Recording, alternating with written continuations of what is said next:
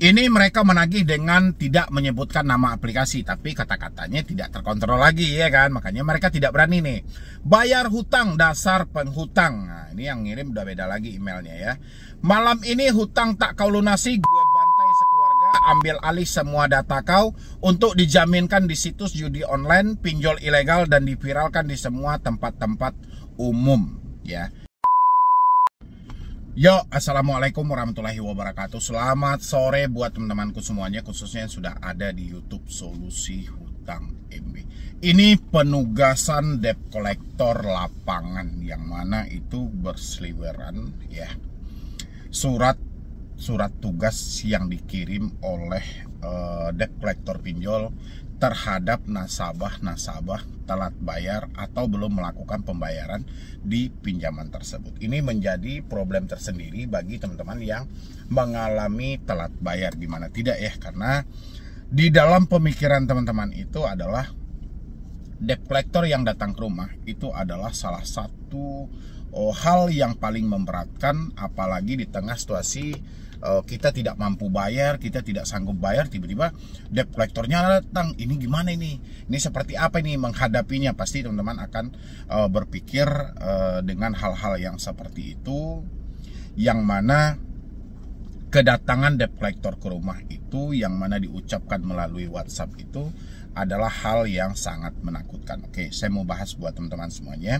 Dan sekalian juga buat teman-teman semuanya, jangan tertipu dengan ancaman-ancaman buta ya yang dikirimkan kepada Anda sehingga menjadikan beban tersendiri dalam hidup Anda. Ingat, baru hari kemarin kita menyampaikan bahwasannya Bapak Wakil Presiden membuka ruang pengaduan sebanyak-banyaknya. Jadi teman-teman yang merasa terintimidasi atau merasa tertekan bisa dilaporkan kepada Bapak Wakil Presiden. Oke.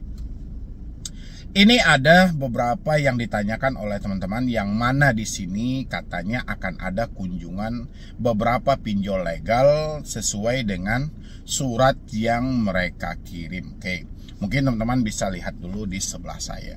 Kalau untuk surat tugas seperti yang disampaikan ini, surat tugas penagihan lapangan. Mungkin bagi teman-teman, asumsi teman-teman semuanya, surat tugasnya ini bang, surat tugasnya bang, ini bukan surat tugas ya. Namanya memang surat tugas, tapi pertama ini adalah surat tugas yang mana ini sengaja dibikin, sudah lama sih sebenarnya, sengaja dibikin untuk menakut-nakuti Anda. Selain surat tugas seperti ini, ada juga surat tugas penagihan lapangan tapi berlogo dari OJK. Itu juga adalah surat lama yang sengaja diambil oleh pihak debt collector untuk dikirimkan kepada teman-teman untuk menakuti teman-teman semuanya. Jadi Anda kan mendapatkan surat-surat seperti ini pasti melalui WhatsApp, melalui email ya. Nggak mungkin juga surat ini langsung dikasih ke tangan Anda. Jadi tujuan mereka itu sebenarnya karena ketidakmampuan mereka menjangkau Anda sampai ke daerah, sehingga surat inilah mewakilkan, karena dia tahu kapasitas orang-orang yang telat bayar atau orang yang belum melakukan pembayaran di pinjaman online pasti akan ketakutan dan pasti akan cemas gitu loh ketika mendapatkan surat-surat seperti itu. Itulah makanya kenapa si debt collector itu hanya mengambil gambar-gambar ini, habis itu ditambah dengan tulisan-tulisan. Kalau di sini kan jelas banget ini di sini ya,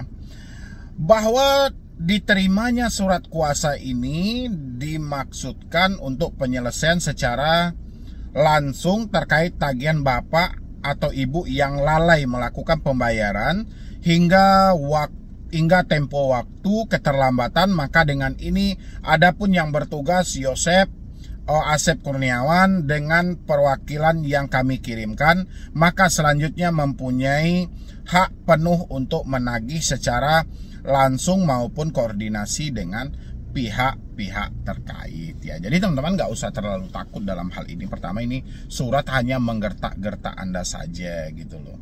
Jadi surat kalau yang benar-benar itu salah satunya seperti ini ya. Mungkin teman-teman bisa lihat dulu di sana, saya potong. Di sana kan jelas kalau Kredivo ya memang benar dia dari Kredivo ya kan. Kalau misalnya dia mewakili dari sebuah perusahaan memang benar, tapi surat itu dibawa ke rumah, bukan dipoto dikirimkan melalui WhatsApp, tidak, tapi surat itu dibawa ke rumah. Jadi ini yang harus teman-teman stabilkan ya. Jadi kalau misalnya Anda masih mendapatkan chat, habis itu mereka mengirimkan gambar atau foto surat tugas, teman-teman nggak usah baper. Teman-teman nggak usah berasumsi yang aneh-aneh. Makanya dari dulu itu saya sangat jelas menyampaikan sama teman-teman semuanya, kalau bisa saya bilangin gitu kan, putus semua komunikasi yang terhubung seperti WhatsApp, seperti email, seperti telepon. Kenapa? Karena hal itu akan mengganggu Anda. Salah satunya surat-surat seperti tadi itu akan dikirim melalui WhatsApp Anda. Kalau Anda tidak stabil, apalagi di tengah situasi seperti ini, pasti Andanya baperan ya kan. Ya namanya duit tidak ada di kantong, apapun yang diucapkan orang pasti kita selalu beranggapan itu benar gitu loh. Padahal ini skenario penagihan dan segala macam. Makanya saya bilangin buat teman-teman semuanya, kalau memang sudah tidak mampu, tolong untuk mengatasi, menyelamatkan pemikiran Anda dari tekanan-tekanan yang aneh-aneh dilakukan oleh debt collector pinjol, sesegera mungkin putus semua komunikasi yang ada, mulai dari telepon, WhatsApp, email. Itu menyelamatkan pemikiranmu. Jadi biar teman-teman itu semuanya tinggal fokus bagaimana mengumpulkan uang, mencari uang, bekerja, tenangkan pemikiran, kayak gitu ya. Jadi jangan kita biarkan ini pemikiran kita sudah tidak stabil, mental kita tidak bisa diajak kompromi, tapi kita menampung semua yang dikirimkan oleh debt collector. Dikirimkan surat tugas, kita percaya pula dia mau datang. Dikirimkan gambar seperti ini, kita yakin pula, padahal itu hanyalah skenario saja. Konsepnya juga endingnya selesaikan pembayaranmu. Tengoklah semua gambar-gambar surat yang seperti tadi. Anda perhatikan chat mereka paling bawah, selesaikan tagihan Anda sebelum jam sekian. Sebelum jam sekian, ya sudah gitu loh. Itu menandakan mereka tidak mampu datang ke tempat Anda. Ya, jadi buat teman-teman semuanya, debt collector yang mau berkunjung ke rumah itu tidak perlu memberitahu Anda gitu loh. Ya, cukup dia menagih Anda sekali dua kali, Anda nggak menggubris, ya udah dia langsung datang. Dia bawa surat tugas, dia bawa ID card, dia bawa sertifikat profesi bidang penagihan, kayak gitu. Ya, tapi kalau masih dia bilangin kami mau datang, surat tugas kami, itu Anda nggak usah terlalu baper. Ya, itu aja teman-teman, tandain gitu loh. Jadi nggak usah semuanya itu teman-teman anggap wah ini benar nih, ini akan datang nih dari sini, udahlah. Ya, oke, kita lanjutkan lagi. Ini yang saya bilang juga, ini ada namanya ya, namanya di sini kredit pintar katanya ini. Email yang mengirim itu Surya Kamal namanya. Kalau memang Anda sudah tidak mau merespon dan tidak ada pembayaran paling lambat jam 22.00 ini, jam 22, jam 10 malam, berarti dia lembur kayaknya gitu lah ya kan. Maka kami anggap Anda sudah tidak mau bertanggung jawab dan sekarang kami akan input nomor kontak darurat, keluarga, kerabat, teman, dan tempat bekerja Anda di sistem robot call kami untuk memulai siang sudah dijalankan. Jadi kalau ada pihak yang merasa terganggu dan keberatan dengan tindakan kami, itu sepenuhnya akan menjadi tanggung jawab Anda. Dari sini aja, kalau ini benaran dari kredit pintar, dari kata-kata mereka membilangin kontak darurat keluarga kerabat, Anda sudah bisa mengambil suatu keputusan untuk berhenti bayar di aplikasi itu. Ya, jadi teman-teman nggak usah takut juga bang. Kalau mereka menghubungi kantor gimana? Kan kita sudah ada buktinya. Memang mereka sengaja ingin mempermalukan kita gitu loh. Sementara, ya kan, sementara OJK menjelaskan boleh menagih dari jam 8 pagi sampai jam 8 malam. Jadi ngapain kita membayar hutang jam 10 malam?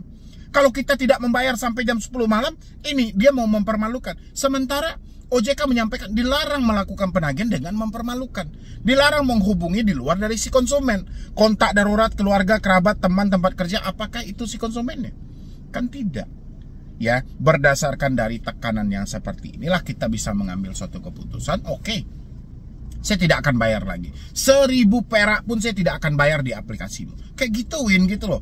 Anda simpan buktinya baik-baik dan Anda sampaikan. Kemarin Anda mencoba menekan saya dengan hal seperti ini. Yang seharusnya saya bekerja, yang seharusnya saya berusaha, gara-gara tekanan yang Anda berikan, pemikiran saya jadi nggak tenang. Ya sudah, saya nggak mau bayar lagi di sana. Selesai gitu kan. Dengan begitu debt collectornya akan mendapatkan efek jerah. Ya, ini dia masih menagih dengan kata-kata yang masih dia kontrol sebenarnya, ya kan? Makanya mereka berani menyebutkan nama aplikasi. Ini mereka menagih dengan tidak menyebutkan nama aplikasi, tapi kata-katanya tidak terkontrol lagi, ya kan? Makanya mereka tidak berani nih. Bayar hutang dasar penghutang. Nah, ini yang ngirim udah beda lagi emailnya ya.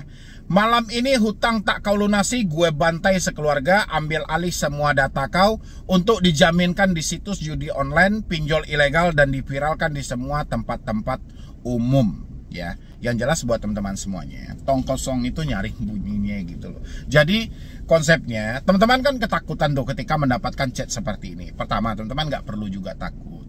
Lagian Anda takut itu juga rugi gitu loh. Ruginya gini, Anda sudah ketakutan tapi Anda tidak tahu mau bayar kemana. Kalau seperti ini, Anda mau bayar kemana ini?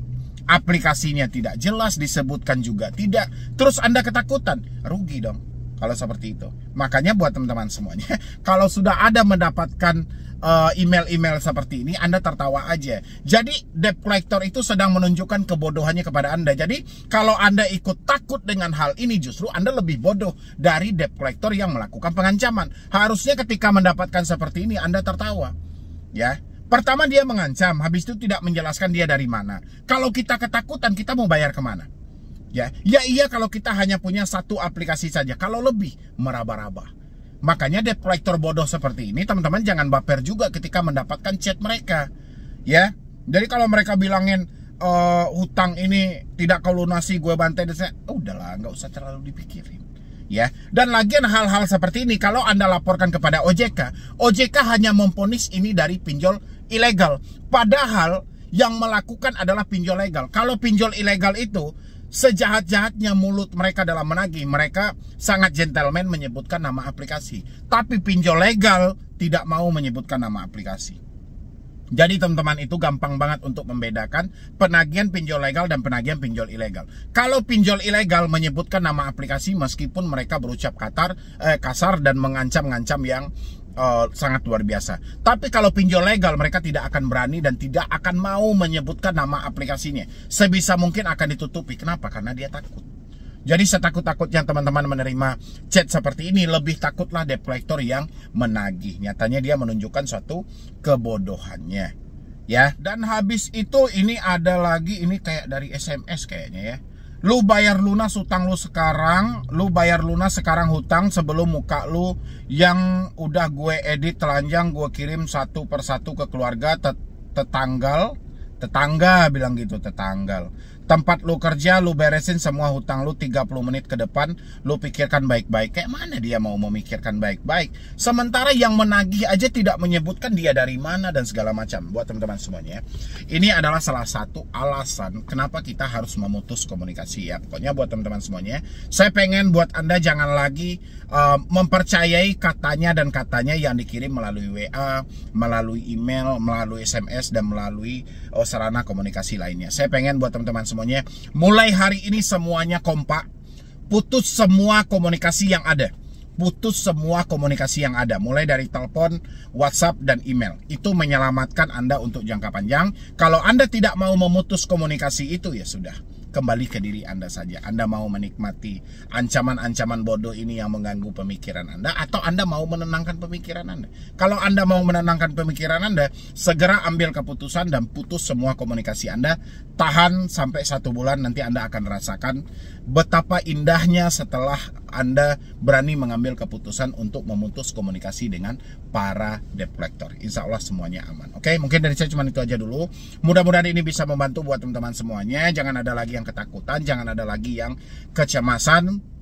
Yang jelas, galbay pinjol itu tidak ada yang berat. Yang berat itu cuma satu, BI checking. Ya sisanya Anda akan berhadapan dengan debt collector bodoh tadi via telepon, via WhatsApp, dan via email ya. Jadi untuk menghilangkan kebodohan debt collector, ya ganti nomor Anda, udah selesai ya. Jadi sekian dulu dari saya, Medi Bruni. Wassalam.